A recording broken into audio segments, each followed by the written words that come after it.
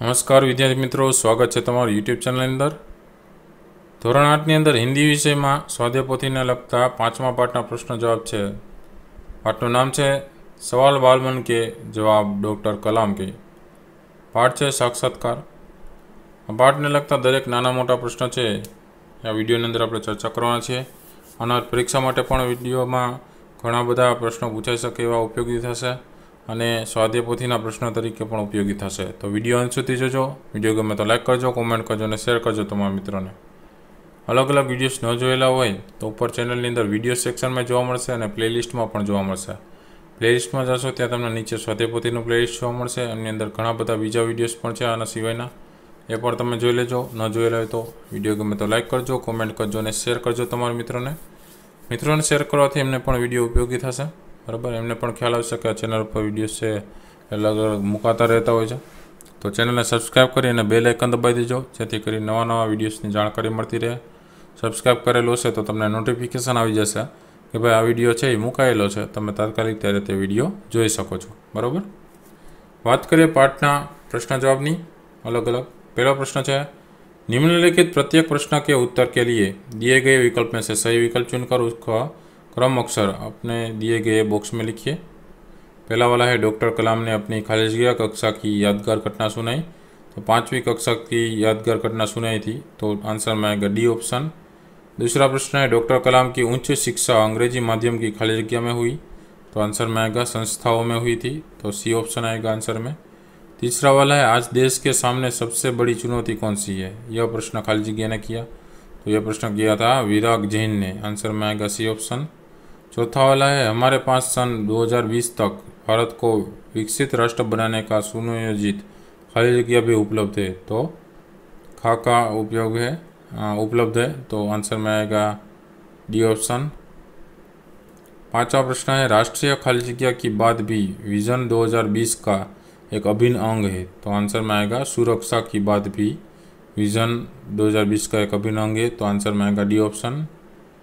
प्रश्न नंबर दूसरा है कोष्टक में से उचित शब्द चुनकर रिक्त स्थानों की पूर्ति कीजिए। तो रिक्त स्थान जो दिए गए उसका लिखना है। पहला वाला है यह जरूरी है कि आप निरंतर खाली जगह अर्जित करते रहे, तो ज्ञान अर्जित करते रहे। दूसरा वाला है हमारे देश की जनसंख्या एक खाली जगह से अधिक है, तो 1 अरब से भी अधिक है। तीसरा वाला है डॉक्टर कलाम के अनुसार सन खाली जगह तक भारत एक विकसित देश बन जाएगा। तो डॉक्टर कलाम के अनुसार सन 2020 तक भारत एक विकसित देश बन जाएगा। चौथा वाला है उच्च शिक्षा के लिए विद्यार्थी को ऋण देने के लिए बैंक उसकी खाली जगह देखते हैं, तो बैंक उसकी पात्रता देखते हैं। 5वां वाला है जिम्मेदार राजनीतिज्ञ खाली जगह नीतियाँ बनाता है, तो दूरदर्शितापूर्ण नीतियाँ बनाता है। तीसरा प्रश्न है सही वाक्यांश चुनकर विधानों को पूर्ण कीजिए। पहला वाला है हम जिस भाषा में सोचते हैं उसी में खाली जगह, तो उसी में अपनी बात सहजता से व्यक्त कर सकते हैं, आंसर में आएगा ब ऑप्शन वाला। दूसरा वाला है लक्ष्य निर्धारित करने का तात्पर्य है कि, क्या तात्पर्य है, आप क्या बनना चाहते हैं इसे निश्चित कर ले, आंसर में आएगा क ऑप्शन वाला। बराबर। तीसरा वाला है विकास स्वयं जनसंख्या वृद्धि को रोकने की क्या है, अचूक औषधि है, तो आंसर में आएगा ओ ऑप्शन वाला।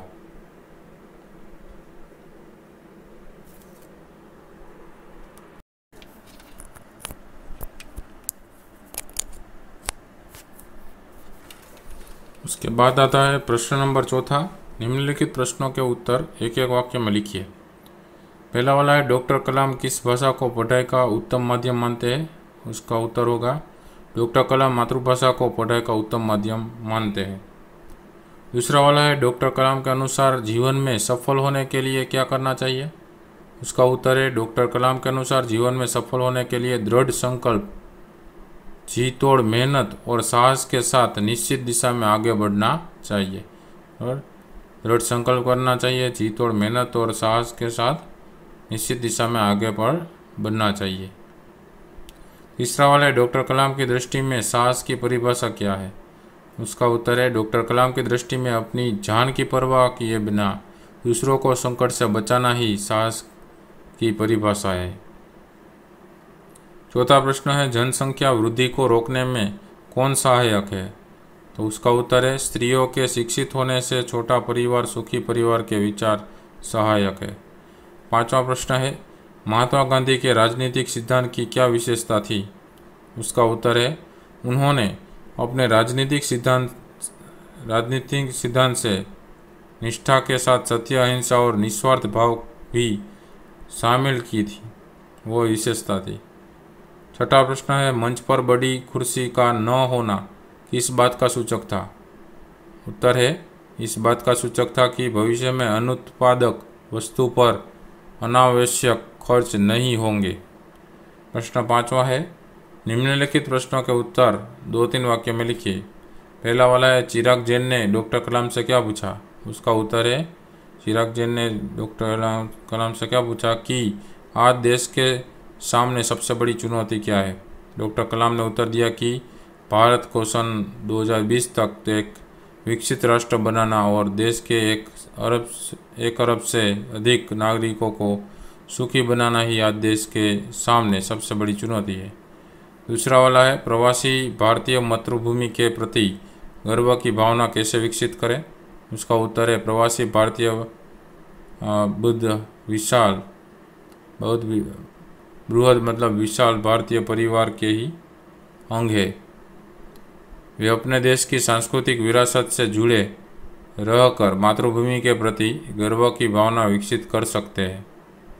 तीसरा प्रश्न है, डॉक्टर कलाम के अनुसार किसानों, मजदूरों को और कलाकारों का राष्ट्र में क्या महत्व है? उसका उत्तर है, डॉक्टर कलाम के अनुसार किसान, मजदूर और कलाकार राष्ट्र के अभिन्न अंग है। राष्ट्र के निर्माण में इन सब की सेवाओं की आवश्यकता है और इन सब का समान महत्व है, इसका समान महत्व है। चौथा प्रश्न है, डॉक्टर कलाम ने अपने बचपन की कौन सी यादगार घटना सुनाई? उसका उत्तर है, कलाम जब 5वीं कक्षा में थे तब की एक घटना उन्हें याद है। उनके शिक्षक श्री शिव सुब्रमण्यम अय्यर विद्यार्थियों को बता रहे थे कि कोई पक्षी कैसे उड़ता है। वे विद्यार्थियों को रामेश्वरम के समुद्र तट पर ले गए और वहां उन्होंने विद्यार्थियों को उड़ने की क्रिया का जीवंत उदाहरण बताया। पांचवा प्रश्न है, किसी को मुसीबत में देखकर आप क्या करते हैं? उसका उत्तर है, मैं यथाशक्ति मदद करता हूँ। तन मन धन से मैं उसकी सहायता करने से पीछे नहीं हटता। इसके लिए मैं अपने माता पिता से कुछ मांगने में भी संकोच नहीं करता। मेरे मित्र इसमें मुझे सहयोग भी देते हैं। प्रश्न नंबर 6 है, निम्नलिखित प्रश्नों के उत्तर लिखिए। पहला वाला है, भाषा के विषय में डॉक्टर कलाम ने क्या बताया? उसका उत्तर है, डॉक्टर कलाम ने माध्यमिक शिक्षा की पढ़ाई मातृभाषा में की थी। कॉलेज और आगे की शिक्षा में उनकी पढ़ाई का माध्यम अंग्रेजी भाषा था। कलाम के विचार से कॉलेज की पढ़ाई भी मातृभाषा के माध्यम से होनी चाहिए। इसका कारण यह है कि विद्यार्थी अपनी मातृभाषा में ही समझता है और सोचता है, इसलिए मातृभाषा में ही अपनी बात आसानी से प्रकट कर सकता है। फिर भी विश्व के दूसरे देशों में संपर्क कायम रखने के लिए वे अंग्रेजी का ज्ञान आवश्यक मानते हैं। दूसरा प्रश्न है, डॉक्टर कलाम के मत से भारत 2020 तक एक विकसित राष्ट्र कैसे बन जाएगा? उसका उत्तर है, डॉक्टर कलाम भारत की बढ़ती हुई जनसंख्या से चिंतित नहीं थे। वे मानते हैं कि स्त्रियों के शिक्षित होने से छोटा परिवार सुखी परिवार के विचार को बल मिलेगा। इसके अलावा हमारे यहाँ 54 करोड़ लोग 25 वर्ष से कम आयु के हैं। यह हमारी राष्ट्रीय शक्ति है। हमारे देश में प्राकृतिक संसाधन भी पर्याप्त मात्रा में उपलब्ध है। इन कारणों से भारत 2020 तक एक विकसित राष्ट्र बन जाएगा, ऐसा डॉक्टर कलाम मानते हैं। तीसरा प्रश्न है, तीसरा वाला, राष्ट्र विकास में महिलाओं का क्या योगदान है?